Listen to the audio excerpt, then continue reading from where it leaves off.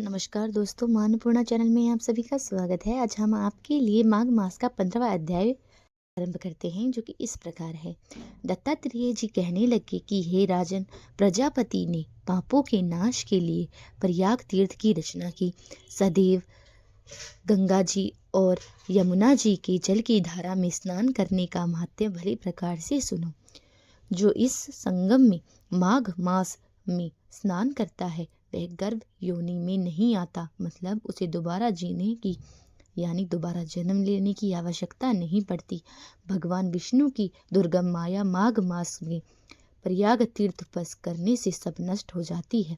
माघ मास में प्रयाग में स्नान करने से मनुष्य अच्छे भोगों को भोगकर ब्रह्म जी को प्राप्त कर लेता है। माघ मास तथा मकर के सूर्य में जो प्रयाग में स्नान करता है उसके पुण्यों की गिनती चित्रगुप्त भी नहीं कर सकता। 100 वर्ष तक निराहार रहकर जो पुण्य प्राप्त होता है उसी फल को माघ मास में 3 दिन प्रयाग में स्नान करने से लिया जा सकता है।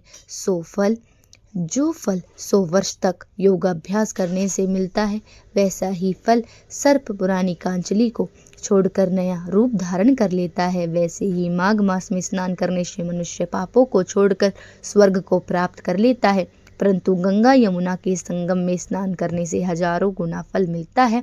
उसी प्रकार हे राजन, माघ मास में स्नान करने से मिलता है।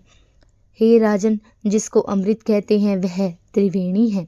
ब्रह्मा, शिव, रुद्र, आदित्य, मरुतगण, गंधर्व, लोकपाल, यक्ष, किन्नर आदि तत्वज्ञानी ब्रह्माणी, पार्वती, लक्ष्मी, सची, नैना, रति, अदिति, संपूर्ण देव पत्नियां तथा नागों की स्त्रियां, घृतवाची, मेनका, उर्वशी, रंभा, तलोत्तमा, अप्सरा गण और सब पितर मनुष्य गण कलयुग में गुप्त और सतयुगादि में प्रत्यक्ष सब देवता माघ मास से स्नान करने के लिए आते हैं।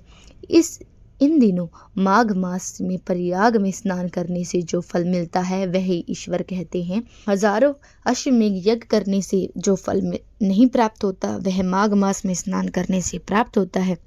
पूर्व समय में कांचन मालिनी ने इस स्नान का फल राक्षसों को दिया था और इससे वह पापी मुक्त हो गए थे। धन्यवाद। आपसे फिर मिलेंगे माघ मास के 16वें अध्याय के साथ।